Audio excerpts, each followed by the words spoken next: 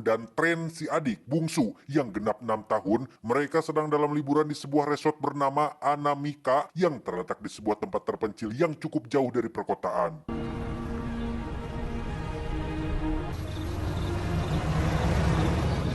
Setibanya di sana, mereka langsung disambut oleh sang manajer bernama, kita panggil saja si manajer, yang merupakan penanggung jawab sekaligus pengelola Anamika Resort ini. Sebagai anak kecil yang mudah akrab, Maddox dan Tren pun berkenalan dengan seorang bocah resort bernama, kita panggil saja si Ujang, yang ternyata adalah keponakan dari sang manajer resort itu sendiri.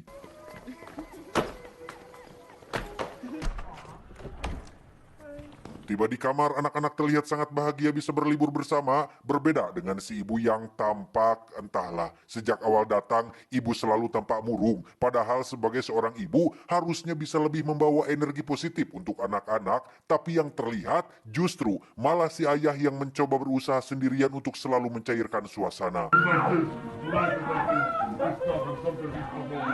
Ayah dan keluarga pun pergi ke pantai depan resort bersama dengan para tamu lain, di mana Tren dan si Ujang terlihat sedang melakukan permainan sederhana, yaitu berkenalan dengan orang baru dan bertanya apa profesinya, yang dari sekian banyak tamu, ada seorang aparat kepolisian yang kebetulan sedang liburan dan cukup ramah menanggapi permainan anak-anak ini.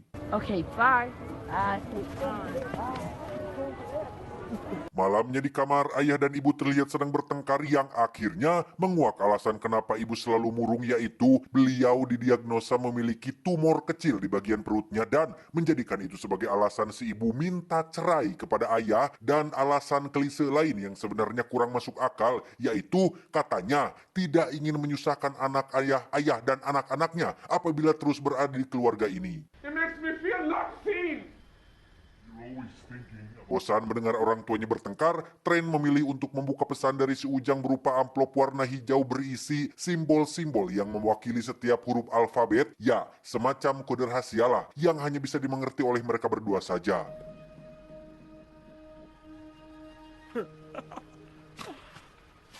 Keesokan paginya saat sarapan, ayah dan keluarga didatangi oleh sang manajer yang memberitahu tentang sebuah pantai rahasia yang katanya hanya bisa dikunjungi oleh orang-orang tertentu saja, yang karena ayah dan keluarga dianggap tamu istimewa, maka mereka berhak mendapat kesempatan untuk mengunjungi pantai yang dimaksud.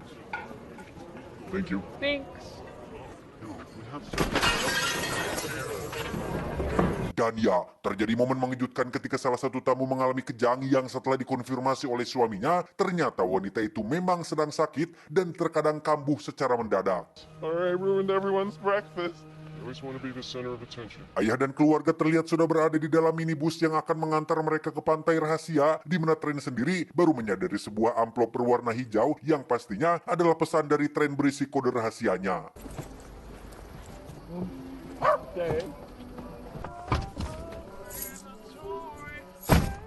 Bersama tamu lain yang merupakan satu keluarga juga, mereka pun tiba di depan gerbang cagar alam yang merupakan lokasi pantai tersebut. Yang setibanya mereka di dalam, sang supir yang merupakan sutradara film ini sendiri pun menyampaikan bahwa ia tidak bisa ikut mengantar karena harus menjemput tamu lain. Mereka diminta untuk ikuti saja jalan setapak sampai menemukan celah ngarai atau tebing. Disitulah lokasi pantai rahasianya.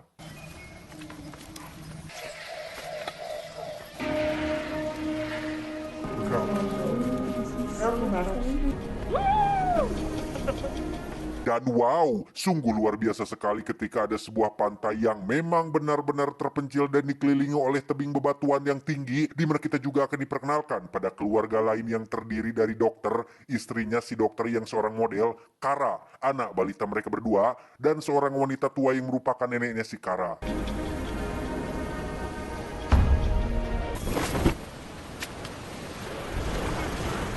Help me with this.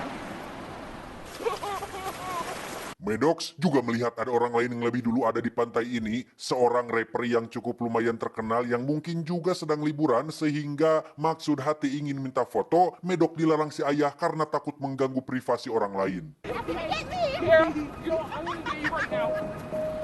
Awalnya semua tampak normal, anak-anak bermain, para orang tua berjemur dan sibuk dengan urusan masing-masing, sampai ketika Tren ancelup ke dalam air di dekat bebatuan pinggir pantai, ada seonggok mayat yang mengambang dan tiba-tiba...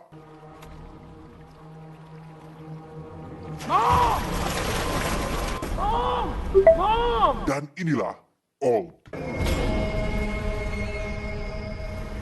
Setelah mayat wanita itu diangkat ke daratan, si rapper pun langsung mendekati mereka semua dan berkata jika ia mengenal wanita tersebut. Tadi pagi, ia dan si wanita pergi ke pantai ini dengan maksud untuk menikmati pemandangan. Namun ketika si wanita mulai berenang sendirian, ia tiba-tiba saja menghilang dan dianggap sudah maut akibat tenggelam.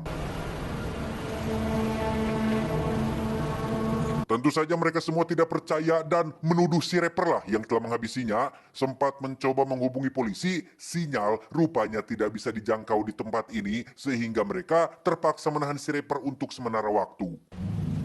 Was she with you? I was waiting for her.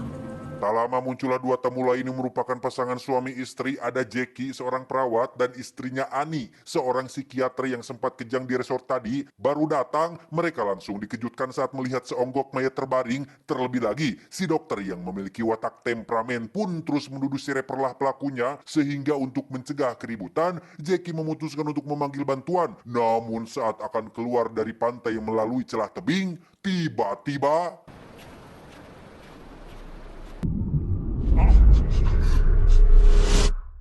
Ya, Jackie tiba-tiba pingsan tepat saat melewati celah tebing sementara si dokter terlihat sedang panik ketika ibunya yang sudah tua tiba-tiba mengeluh sesak nafas hingga akhirnya beliau meninggal dunia.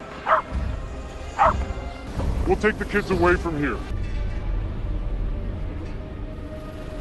Di saat yang bersamaan kita akan melihat hal yang jauh lebih mengejutkan saat Maddox, Trent, dan Kara saling heran satu sama lain dengan perubahan wajah dan tubuh mereka masing-masing, di mana Jackie dan Annie yang baru pertama kali bertemu pun sama dibuat herannya saat Trent mengaku masih berusia 6 tahun dan Maddox 11 tahun yang padahal mereka memang masih berusia segitu. Sampai muncul si ibu yang tidak mengenali mereka berdua. Disitulah kita yang menonton akan sama dibuat terkejutnya karena ternyata...